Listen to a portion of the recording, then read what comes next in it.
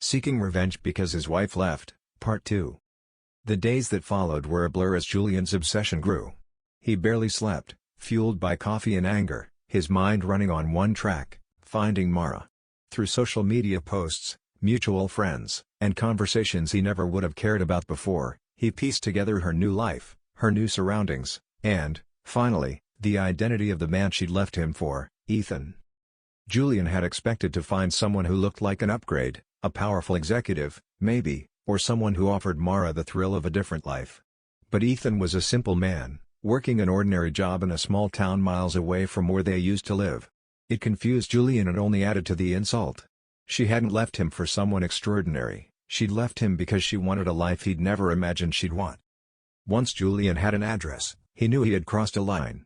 But turning back was impossible. He felt like he was being propelled forward, the rush of revenge pushing him further down a path he had no control over.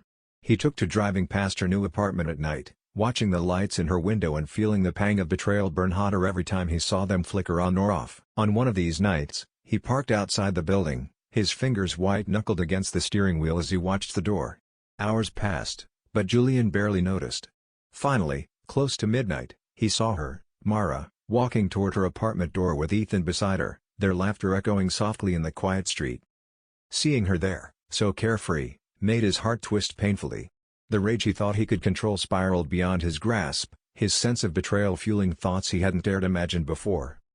But as he watched her, a strange calm washed over him. Maybe, he thought, the pain he felt could be enough to inflict on her.